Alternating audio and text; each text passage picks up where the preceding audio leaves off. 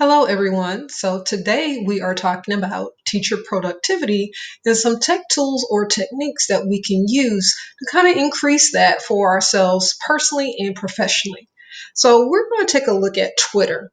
And Twitter is a social media platform, but we're going to look at it from the perspective of a professional development and instructional tool. So what we're going to try and accomplish with this review and technique is we're going to look at different types of Twitter accounts for educators, and we're going to identify some components to help you build your PLN. And that's the key thing about the productivity of Twitter is building your professional learning network where you find educators that you can follow, that provide resources for you, a support system for you, and so much more. So you're no longer feeling like you're on a lone island, but we're all in this together. And then we're going to look at some effective tools to manage your Twitter account or accounts and discuss elements and steps to engage in Twitter chats. So let's start talking about your different type of accounts for Twitter. Lots of people already have a Twitter account. Some people are brand new to it. But when it comes to Twitter as a professional development tool, I like to think of having separate accounts. You want to separate your professional from your personal. And with that being said, you are allowed to have more than one Twitter account. And so I would keep a personal account if you're already on Twitter and you use it for personal things. Keep that separate and then create your own professional Twitter account. So I kind of outlined three different accounts for teachers or educators. And the reason why I ask you or I recommend that you keep them separate is because sometimes when you're on Twitter and you are really trying to use it as a professional development tool, you don't want to see other people's just personal business. Like your grandchildren are cute and they're fun, but that's not what I'm on here for. That's not what I'm looking for. So educators have been known to have separate accounts, one they keep personal and one they keep professional. So try not to mix the two. So if you have multiple accounts, make sure it meets your needs and the needs of your audience that's going to be following you. So these are my three different suggestions. We have Twitter at Educator, and all that means is Twitter. This right here is your Twitter handle, and so it wouldn't be Educator; it would be whatever you want to call it. But I call a Twitter Educator account is used to build your PLN resources and ideas. So that's specifically what it's for, to follow other educators, build your professional learning network, get some strategies, some ideas, all that good stuff for your professional development, productivity, and growth. The next account, I call it an at teacher account. Again, you're not going to put at teacher, you're going to put whatever you want to name your Twitter handle. But now at teacher account is what I describe as you are creating an account for your classroom activities and your students. And so you're utilizing this as an instructional tool where students will participate, follow you, engage in the lesson and the content on Twitter as well. And then the last one is, I call it an at department or school Twitter account. And this is where you're going to share information and more within your department. I work with some colleagues in the English language arts department. I'm at a high school where I was an instructional coach. And so in their PLC, the sophomore English teachers got together. They created a English 2 Twitter account. And so students followed that and they got information about books they were reading, Twitter chats with authors. They were able to tweet out to the school things that they were doing so everyone could follow and see what was going on in their classroom. So it was a really cool thing that they did it jointly together. And so those are the three different types of educator Twitter accounts that I recommend. So again, they're suggestions to keep your professional separate from your personal. And so let's talk about building your professional learning network in Twitter in 2 easy steps. And those are hashtagging with purpose in lists. So what we're going to do, we're actually going to go into Twitter. So this is my Twitter account. And of course, some basic navigation. This is home and this is your feed. So anyone that you are following will show up in your feed. And so you can scroll through and you can see the different posts from different people.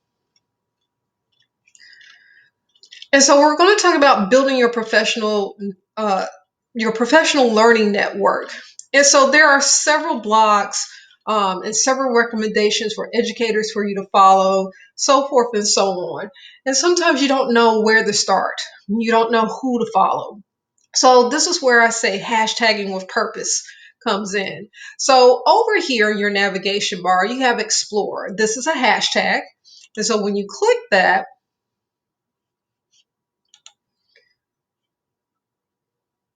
so I am going to search Twitter. It's going to give you some recommendations. So these are kind of like trending hashtags, what's trending right now, meaning there's lots of chatter on Twitter with these hashtags. And then you have categories at the top. But let's say I'm looking for hashtag SEL techniques. Let's see if anything pops up.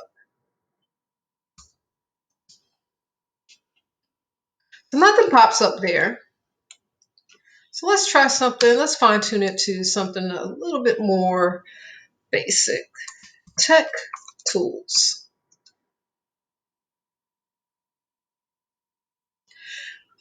So now you see I'm hashtagging with purpose. I only want to look for tech tools. And so now every tweet pops up that has that hashtag in it, tech tools. And then I can scroll through and see if there's anything eye-catching to me that I might need. Then from there, you can go deeper into hashtagging with purpose because tech tools was my initial search. But hey, remote learning, that's really what I'm looking for. And so if I click that on, so now all the tweets are going to pop up about remote learning. So maybe I can find something really cool and interesting. So this is about Jamboards. And then you've got all these different tweets that come up, potential conferences and workshops. And so now I'm hashtagging and searching with a purpose. And you can fine tune it even more. You can fine tune it for certain concepts and topics that you're looking for. So that's how you would start. And then once you start finding someone like, gosh, they really have some good stuff. And so what you can do, like let's say this person right here, I'm going to click her on and now I'm going to really start looking through her page. And I was like, gosh, she's really on it. I would love to follow up on her ideas and things that she tweets out. And so now I can just simply follow her and she will end up in my home feed from here on out. So that's kind of where you can start if you're not sure with who to follow. Another suggestion besides hashtagging with purpose is start following some of these companies that provide tech tools and useful information for educators. For example, I'm going to do a search for Twitter. I'm going to do Google for education.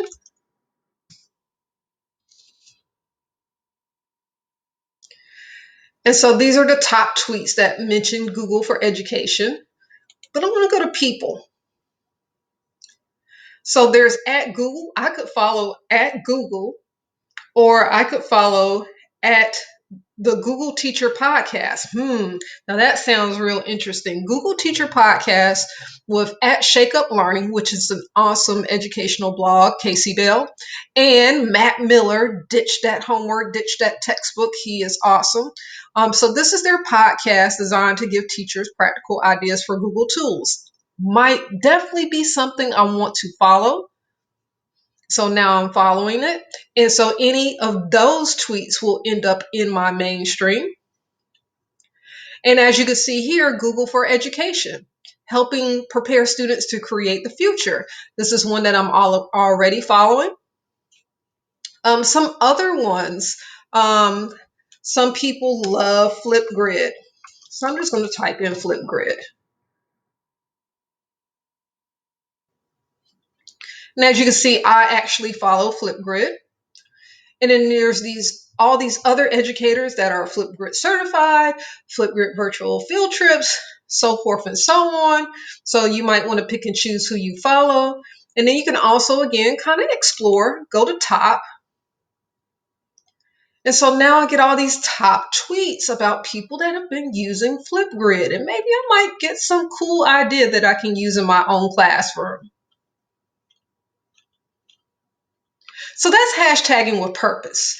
Now, another cool thing you can do to kind of build your PLN, if you don't know where to start, is something called list. And that's right here. But I'm going to go to, let's see, let me look up Matt Miller. I love Matt Miller. Pitch that text. So I'm following him. Another cool trick. So like he is at the top of the line when it comes to implementing tech tools and ideas in the classroom. I want to check out who is he following. So I can click on his followers and maybe I can get some ideas of other educators I can follow. And so let's get to the list. So if I go to list, these are my lists. So I created a list called Math Minds. So inventors in secondary math instructional strategies and resources. And then I created a professional development one. So these are ideas and people centered around professional development. And then I created my own teacher tech toolbox. So if you click that on, what I've done is I started to compile a list that says great people and organizations to follow for tech tools and ideas. So when I edit my list, I can add in a description. I can make it private or I can have other people see it, and then manage members. So my members are those companies or those people that I follow that are awesome when it comes to tech tools. And you can see I have Rocketbook here, which I've done a review for, Edpuzzle. Angela Westmoreland works in my district and she is just astounding when it comes to tech tools and implementing into your classroom. Common Sense Education, Goose Chase, Google for Education, Caitlin Tucker. Many of you might have heard of Caitlin Tucker. And so that's kind of how you can start managing and kind of organizing who you're following and what you're following them for. So that's hashtagging with a purpose, and that's list. And that's kind of get you started with your PLNs. So we're going to go back to the home. So the next thing I want us to kind of look at is managing your Twitter accounts or just your Twitter account if you only have a professional development Twitter account or professional account. So there's something called TweetDeck, and I love TweetDeck. And once I discovered it, I was like, the skies have opened up. So what it does, it gives you multiple timelines in one easy interface. And I'm going to explain why that's kind of significant. So it has a ton of features. It is streamlining your Twitter and making it work for you. You can manage multiple accounts through this. You can create collections. You can schedule tweets. So you can do that in Twitter too, but you can do it in TweetDeck as well. And so let's kind of like take a look at it. So again, this is just regular Twitter. And if I'm going through, this is my home page, and now I'm scrolling through and I'm looking at everything that's on Twitter, hoping I come up with something that I really like or that I really want to see. And so I could be here for hours and hours and hours scrolling through. And then I'm trying to figure out, oh man, I liked a tweet the other day and I really need to go back to it. There's no way that I want to keep scrolling through this and find that one tweet that I like. So enter in TweetDeck. TweetDeck is free. It is a website, tweetdeck.twitter.com. And when you log in, you're going to log in with your Twitter. So as you can see, this is the interface of it right here. And so it streamlines what I want to view and see in Twitter. So again, this is the home, just like I would see in Twitter. So same things that we saw when I was scrolling through. But the cool thing now is now we have these columns. And these columns help me see only what I'm looking to see. So as you can see, I have a column for likes. So, likes. Now let me go back here instead of scrolling through for hours and hours. These are only the tweets that I have recently liked or that I've liked, period. And I can scroll through this and find that particular tweet that I like. And then I want to manage my profile, what people are seeing on my Twitter page through my handle. So that's right here. And then I have these two search columns. So I can fine tune this.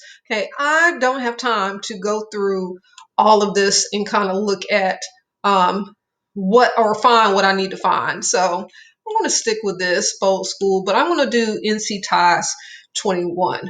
So this was our recent North Carolina Technology and Education Society conference that we just had last week.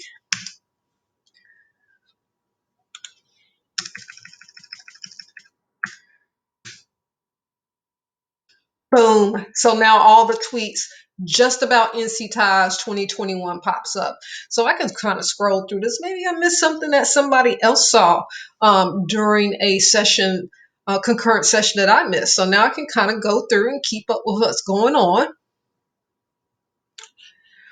CCS Ed Chat is a Twitter chat that I am part of. So our district runs Twitter chats. And then even in TweetDeck, I can even tweet out. So as you can see, I have two accounts. I do help manage my school's Twitter account as well. So I'm easily able to switch and manage both accounts in this. Same functionality as the regular Twitter. But again, this organizes what you see so that you only get what you're looking for at the time. And it's not so overwhelming, just scrolling. So the ads and all of that stuff is kind of taken out. I get exactly what I need. And then you can actually add columns. We're going to talk about lists. We've talked about lists before. Then we're going to talk about collections.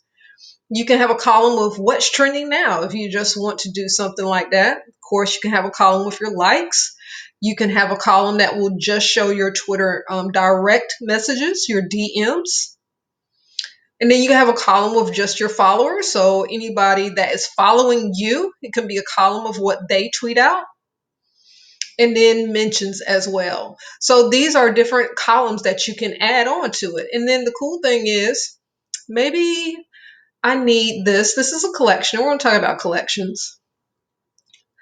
I need this closer over here from when I first popped in. So you can actually move it around. Then I can tweet content. I can tweet the authors. And I can set preferences. I can edit this collection. So let's talk about collections. And then also you can remove columns as well. So a collection. So let me go back to my search. And so let's create a collection. That's what we're going to do. We're going to create a collection. And again, I'm going to call it Tech Tools.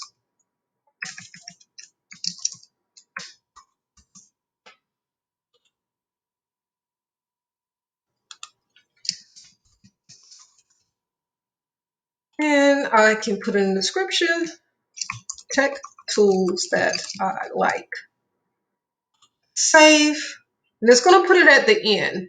And so what I want to do, I kind of want to move this all the way back over. So where I can kind of easily see it when I first come into Twitter.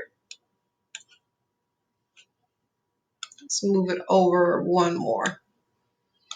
And so I'm going to go to my search column. And I'm going to put in hashtag tech tools. You don't have to put in the hashtag. You just type in tech tools if you want. And so all these tweets only about that are tagged with tech tools comes up. So it says, hey peeps, check this out. Slide Mania has a template for language teachers. Maybe this is something that I need. So if it is, what I can do, you see the directional arrows here? I can take this and boom, I've dropped it into my collection. And so I can keep going through these tweets, and then maybe I find another cool tech tool, real-time feedback, hashtag tech tools. GeoGebra, which I hear is an awesome site for mathematics. So I like that one too. So let me drop it over here in my tech tools. And so now I have a collection of those tweets that I liked or that I want to revisit and try later on. So this collection here was literacy strategies. So as I found tweets that were about literacy strategies, I dropped them over into this column. And so that's what this collection is for. So again, streamlining this is another collection about instructional strategies that I thought were really cool. This streamlines what you want to collect and what you want to see. I used to be an instructional coach, so I have a collection just about instructional coaching.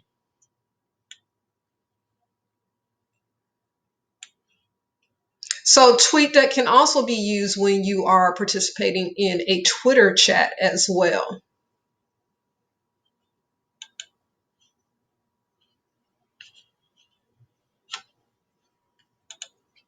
So these are some functionalities of TweetDeck and a very useful tool. So now let's talk about Twitter chats for teachers. So participating in a Twitter chat is a great way to build your professional learning network because you start meeting other educators that are passionate about certain topics and dedicated to lifelong learning and improving their professional skills.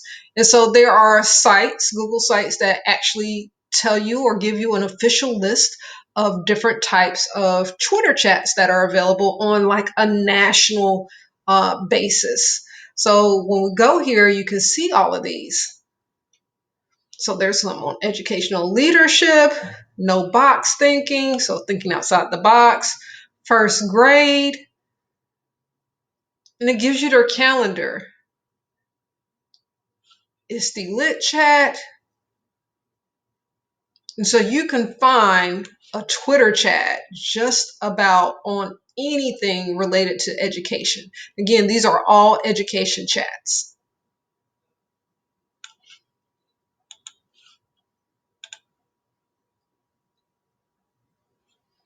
And so you can participate just on Twitter. It's kind of hard to follow because you have to go through the hashtagging and make sure you're adding the Twitter chat hashtag, or you can simply do it on TweetDeck. So you can actually just go in. As you can see here again, I had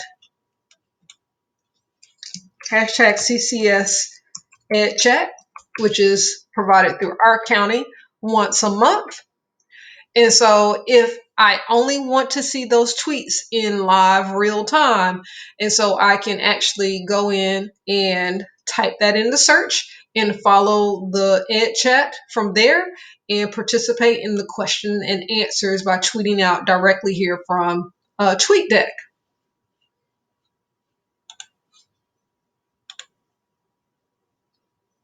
So when you participate in the Ed chat, the way it is a format. You usually get a question, A1, and your response should, of course, you have 280 characters, but you can do A1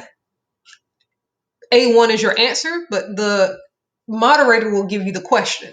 So Q1, why do you think teachers do not implement many of the tools they receive at professional development, even when they believe it would be beneficial to their instruction? So someone was following a workshop I was doing on Twitter. This would be my first Q1. And so the way to respond, you would respond A1, So A1 and then your answer and then hashtag whatever the hashtag for our Twitter chat would be. So for my district, it would be a CCS Ed chat.